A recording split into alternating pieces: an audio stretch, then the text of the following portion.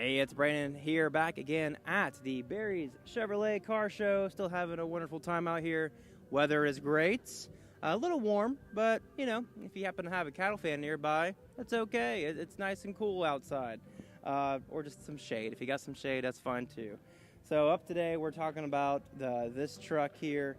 What's really special about this truck, for one, the color. Wow. Talk about this metallic orange color here. But then also, let's talk about what's inside the truck and the bed. So, with me today, I've already forgot your first name. I know Brian and Kirk are here. The truck bed, inside of it, is actually, so, you know, back in the day, it was actually common to see, like, kind of this wood bed for trucks. You know, back in the day, they used wood versus just pure sheet metal. And what's really special about this is you actually remade the wood using wood tobacco sticks from Adams County? Yes, that is correct.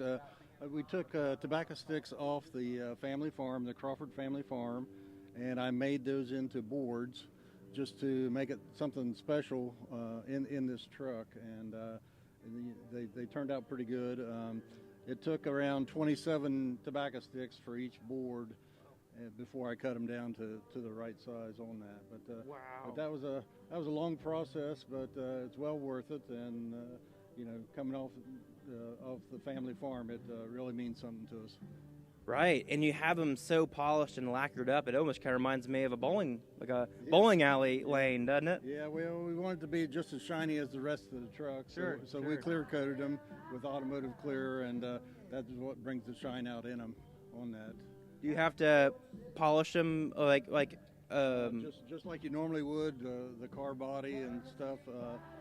Just wipe them down, and you know, this truck doesn't sit out in the sun or anything like that. So it probably sits in a garage. It sits in a garage with Yes, a cover it on it, so it's not going to get a lot of wear and tear on Yep, it. yep. But it has gotten wet before, so it will handle water. I'm sure you were a little worried when it got wet. Yeah, I'm sure you're like, how is this going to hold? Yeah, exactly. So tell me about the actual, so the metal that's in between that, is that factory or did you have to make that too? It's all custom. It's tubing, and everything is mounted from the underside, so you don't see any bolts or anything like that. You know, a lot of the traditional beds had chrome in them, but we wanted something different on this one, just so it would stand out. But you know, the truck took about 4 years to build, off and on evenings and weekends. Marty Huntley painted the truck, and I did most of the sanding, but no one ever asked about who sanded the vehicle.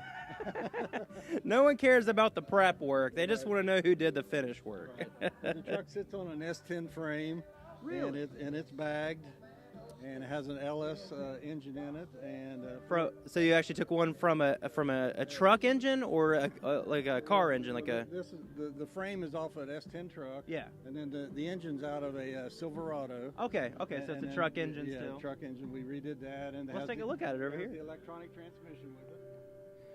So actually, real quick, so this is, I guess you would kind of call this a resto mod. Is that what it's called? So, yeah, if you're looking at the interior, Matt. The seats are out of a Silverado. I had those recovered. A guy over in Ewing, Kentucky, Clint Weiss, did the interior for me. That's pretty much the only part that Marty and I did not do. It's got Dakota digital gauges in it. Yep. It's got a backup camera, and it's got air conditioning that works. That's the one thing my wife wanted, was air conditioning. And you'll notice that we have cup holders. My other car doesn't have cup holders, and that was the biggest thing. We had to build this vehicle around cup holders.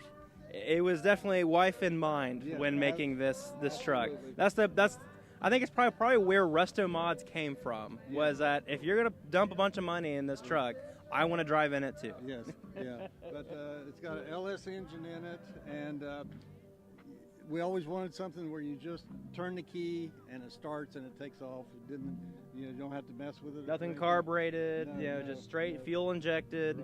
Right. Got air cleaner in there. Are these a factory brake booster, or did you do some modifications to that? The brakes are all they're all from CPP. Aftermarket, and it has four-wheel disc brakes on it. Nice. This thing stops better than it ever has at its whole since factory. Exactly. It drives like a brand new vehicle. Wow. So let's talk a little bit about the AC system here. So is this a complete factory No, or it's all aftermarket? Okay. Yeah, all aftermarket.